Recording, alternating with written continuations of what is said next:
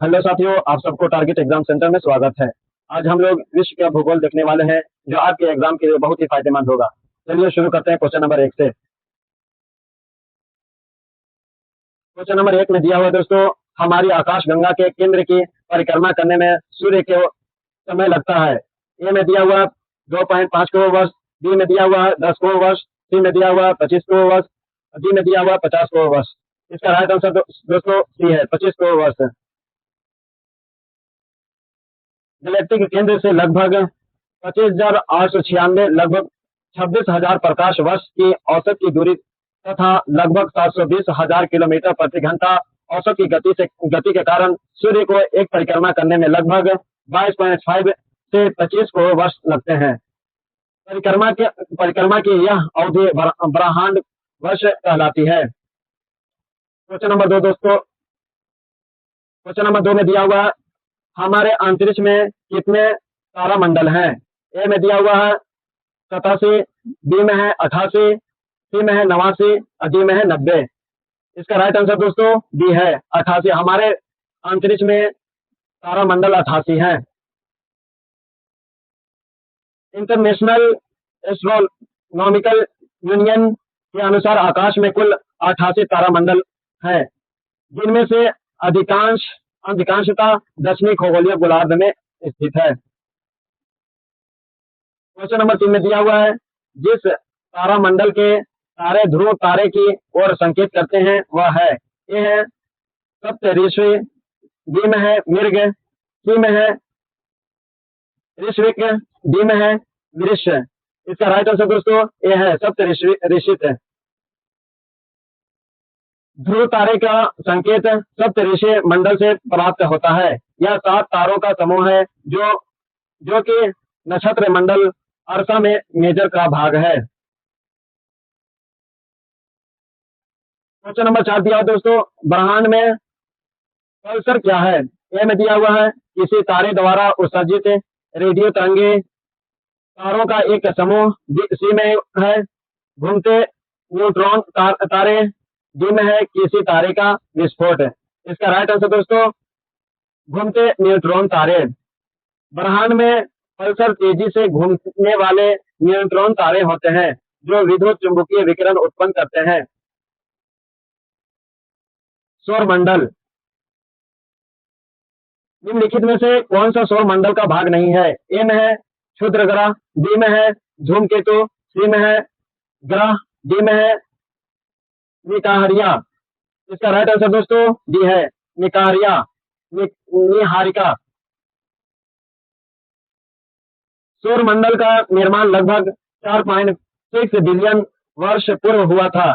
सौरमंडल में सूर्य, तारा और ऐसे खगोलीय पिंड सम्मिलित होते हैं जो गुरुत्वाकर्षण बल द्वारा उससे जुड़े हो रहते हैं। इनमें ग्रह, बौने ग्रह, प्राकृतिक उपग्रह, क्षुद्र ग्रह, उल्कापिंड, धूमकेतु और खगोलीय धूल आदि शामिल है। जबकि निहारिका सौरमंडल का भाग नहीं है। निहारिका सौरमंडल का भाग नहीं है।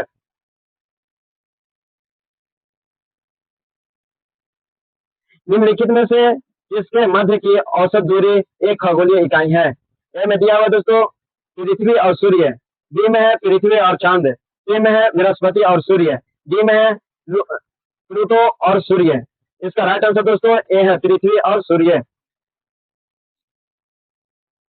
खगोलीय इकाई पृथ्वी और सूर्य के बीच की औसत दूरी है। खगोलीय इकाइयों का उपयोग आमतौर पर हमारे सौरमंडलीय दूरियों को मापने के लिए किया जाता है।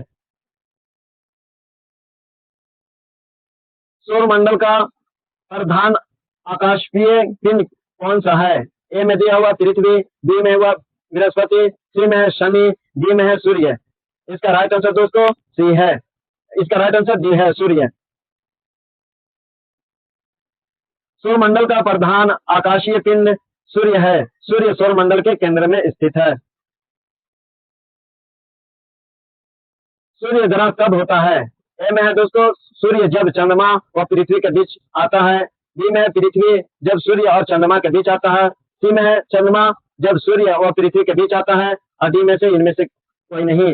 इसका राइट आंसर दोस्तों सी है, चंद्रमा जब सूर्य व पृथ्वी के बीच आता है तो सूर्य ग्रहण होता है। सूर्य ग्रहण की स्थिति तब होती है जब चंद्रमा सूर्य और पृथ्वी के बीच आ जाता है, जिससे सूर्य का प्रकाश पृथ्वी तक नहीं पहुंच पाता। यह स्थिति केवल अमावस्या में ही होता है। सूर्य पर ऊर्जा का निर्माण होता है। ए में दिया हुआ है नाभिकीय विखंडन द्वारा, बी में है नाभिकीय संलयन द्वारा, सी में है ऑक्सीकरण अभिक्रियाओं द्वारा, डी में है अवकरण अभिक्रियाओं द्वारा। इसका राइट आंसर दोस्तों डी है नाभिकीय संलयन द्वारा सूर्य पर ऊर्जा का निर्माण होता है। सूर्य में ऊर्जा का निर्माण नाभिकीय संलयन की क्रिया द्वारा होता है।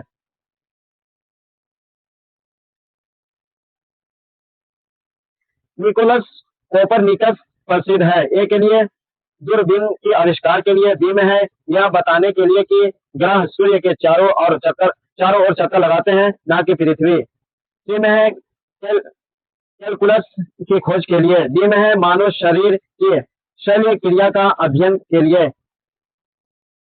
इसका राइट आंसर दोस्तों बी है। निकोलस को जाना जाता है यह बताने के लिए कि ग्रह सूर्य के चारों ओर चक्कर लगाते हैं, ना कि पृथ्वी के। निकोलस कोपरनिकस ने यह प्रतिपादित किया कि सूर्य ब्रह्मांड के केंद्र में है तथा पृथ्वी सहित अन्य ग्रह उसकी परिक्रमा करते हैं। इन्होंने टोलेमी की उस पुरानी भूकेंद्रीय मान्यता का खंडन किया जिसमें पृथ्वी को केंद्र माना गया था। शुक्र सौरमंडल का सर्वाधिक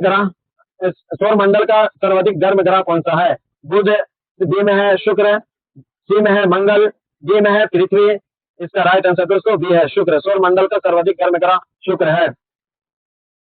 सौरमंडल का सर्वाधिक गर्म ग्रह शुक्र है। इसका औसत तापमान लगभग 737 केल्विन 464 डिग्री सेल्सियस रहता है, जिसका मुख्य कारण इसके वायुमंडल में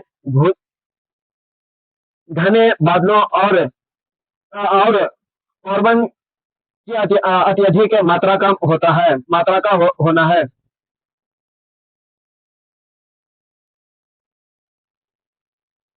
इवनिंग स्टार किस ग्रह को कहते हैं? ए में दिया मंगल को, बी में दिया बृहस्पति को, सी में है शुक्र को, डी में है शनि को।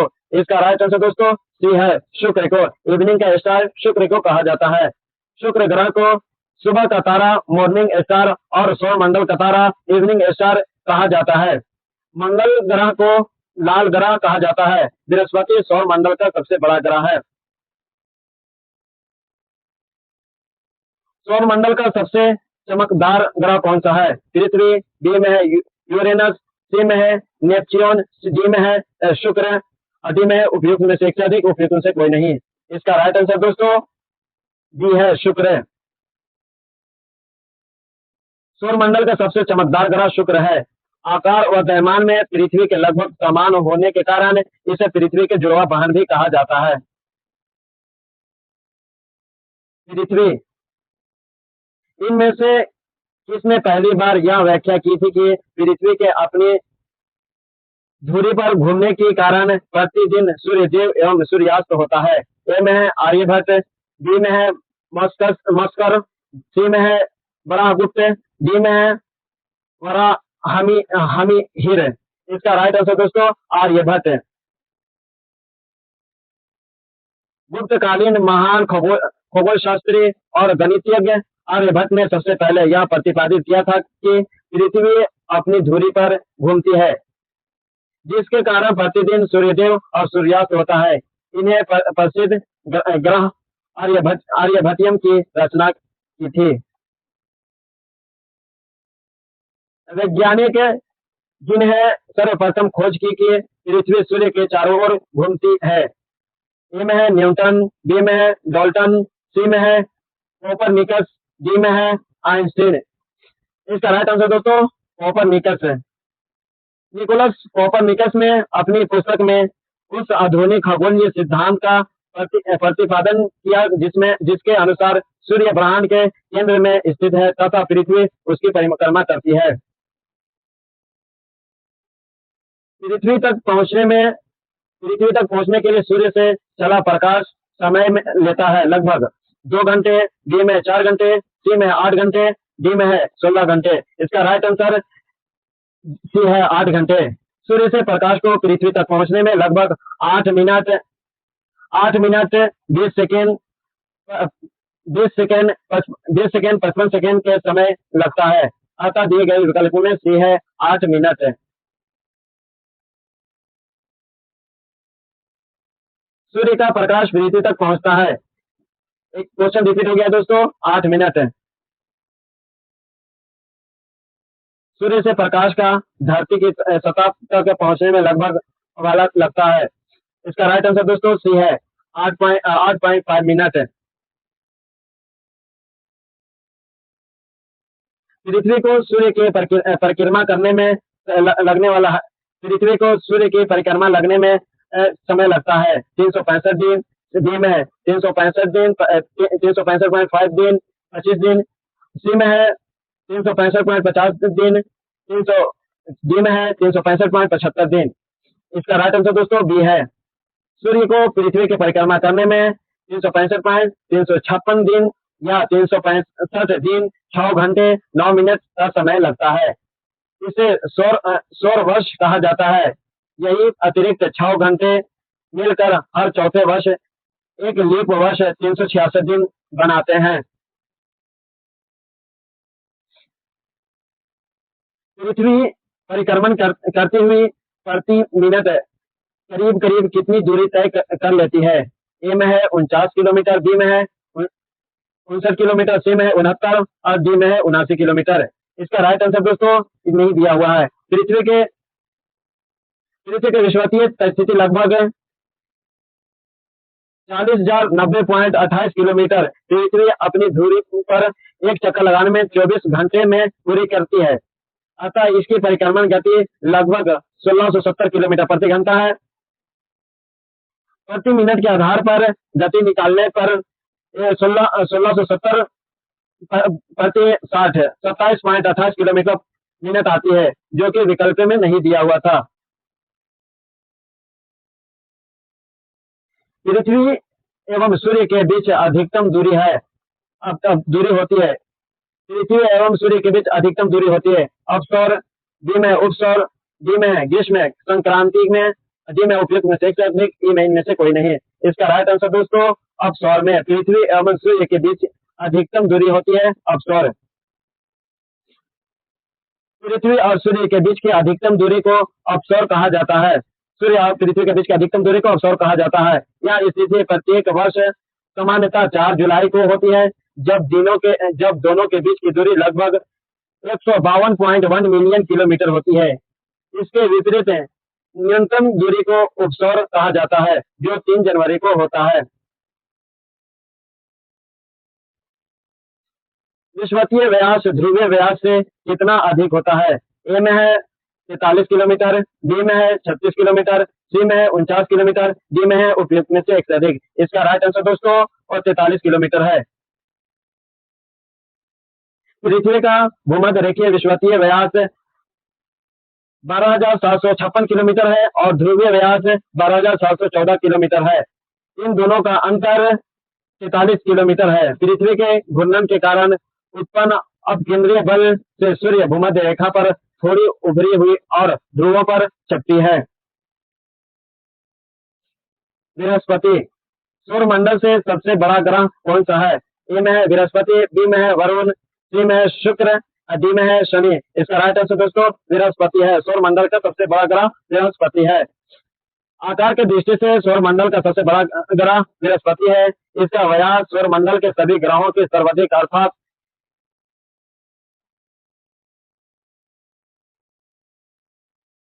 शनि सूर्य के चारों ओर एक चक्कर लगाने में डॉट लेता है। ए में है 18.5 वर्ष, बी में है 36 वर्ष, सी में है 29.5 वर्ष, डी में है 84 वर्ष। इसका राइट आंसर दोस्तों सी है 29.5 वर्ष। शनि सूर्य के चारों ओर और परिक्रमा पूरी करने में लगभग 29.5 पृथ्वी वर्षों के बराबर का समय लेता है। यह सौरमंडल का दूसरा सबसे बड़ा ग्रह है। वरुण एवं प्लूटो। यूरेनस सूर्य के चारों ओर एक परिक्रमा में डॉट लेता है। ए में हुआ 84, बी में हुआ 36, सी में है 18, डी में है 48। इसका राइट आंसर ए है 84। अरुण सूर्य के चारों ओर एक परिक्रमा पूरी करने में लगभग 84 वर्ष का समय लेता है, जबकि यह अपने अर्थ पर एक चक्कर 17 घंटे 14 मिनट में पूरा करता है। वर्ष दीर्घतम होता है। ए में है प्लूटो पर, बी में है गुरु पर, सी में है नेपच्यून पर, डी में है पृथ्वी पर। इसका राइट आंसर ए है प्लूटो पर। सूर्य से बढ़ती दूरी के कारण क्रम में ग्रहों का परिक्रमण काल भी बढ़ता जाता है। बौने ग्रह प्लूटो को सूर्य की एक परिक्रमा पूरी करने में सर्वाधिक समय लगभग 247.94 पृथ्वी वर्ष लगता है। अंतः वर्ष सर्वाधिक दीर्घतम होगा। अक्षांश सर्वाधिक उत्तरी दक्षिणी अक्षांशीय लंबाई वाली सीमा वाला देश है। ए में रूस, बी में चिली, सी में है चीन, डी में है ब्राजील। इसका राइट आंसर बी है ब्राजील। दिए गए विकल्पों में ब्राजील देश का सबसे लंबा उत्तर दक्षिणी अक्षांशीय विस्तार है।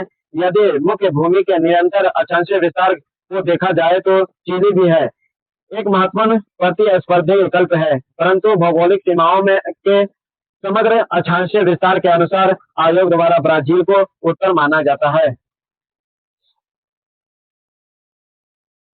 ग्लोब पर 1 डिग्री के अंतराल पर खींची गई अक्षांशीय रेखाएं कितनी है?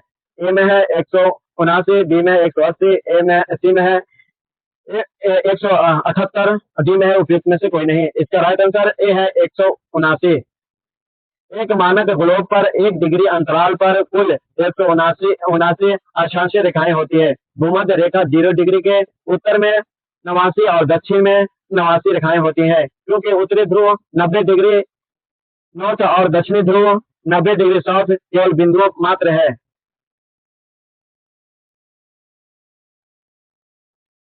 देशांतर 90 डिग्री पृथ्वी देशांतर पर स्थित है। थिम्पू भूटान का स्थानीय समय निर्धारित कीजिए। जब ग्रीनविच 0 डिग्री से दोपहर 12 बजे का समय होगा। ए में है 6 AM, बी में है 6 PM, सी में है 4 PM और डी में है 7 PM। इसका राइट आंसर बी है 6 PM। पृथ्वी 1 डिग्री देशांतर घूमने में 4 मिनट का समय लेता है, क्योंकि पृथ्वी 90 डिग्री पूर्वी देशांतर पर है। इसलिए समय का अंतराल 90 गुने 4 360 मिनट यानी 6 घंटे होगा। पूर्व के ओर जाने पर समय बढ़ता है। ग्रीनविच दोपहर 12 बजे तो थिम्पू में शाम 6 PM होगा। कौन सा देशांतर रेखा कनाडा तथा अलास्का को अलग करता है? ए में है 131 डिग्री पूर्व, बी में है 161 डिग्री पूर्व, सी में है 151 डिग्री पूर्व और डी में है 141 डिग्री पूर्व। इसका राइट आंसर डी है 141 डिग्री पूर्व। 141 डिग्री पूर्व पश्चिमी देशांतर रेखा कनाडा और अलास्का संयुक्त राज्य अमेरिका के मध्य अंतर्राष्ट्रीय सीमा का निर्धारण करती है। अंतर्राष्ट्रीय दिनांक रेखा अंतर्राष्ट्रीय दिनांक रेखा खींची जाती है। इंटरनेशनल डेट लाइन खींची जाती है। अफ्रीका से होकर, बी में है एशिया से होकर, सी में है प्रशांत महासागर से होकर, डी में है अटलांटिक महासागर से होकर। इसका राइट आंसर दोस्तों प्रशांत महासागर से होकर। अंतर्राष्ट्रीय तिथि रेखा ग्लोब पर एक काल्पनिक रेखा है जो प्रशांत महासागर के बीचों बीच 180 डिग्री देशांतर पर उत्तर से दक्षिण की ओर खींची गई है। किसी भी स्थलीय भाग या जिस पर समय के भ्रम से बचने के लिए इसे कोई स्थान पर मोड़ा गया है। किसी स्थान का मानक समय स्टैंडर्ड टाइम निर्धारित करने का आधार होता है। ए में देशांतर रेखा, बी में अक्षांश रेखा, सी में अंतर्राष्ट्रीय तिथि रेखा, डी में प्रधान मध्य रेखा। इसका राइट आंसर दोस्तों डी है प्रधान मध्य रेखा। किसी भी स्थान का मानक समय स्टैंडर्ड टाइम निर्धारित करने का मुख्य आधार प्रधान मध्य रेखा मेरिडियन या 0 डिग्री देशांतर रेखा होती है, जो लंदन के ग्रीनविच से होकर गुजरती है। इसे ग्रीनविच मीन टाइम GMT भी कहते हैं। दोस्तों आप सभी को अगर वीडियो पसंद आए तो वीडियो को लाइक करें और चैनल को सब्सक्राइब करें।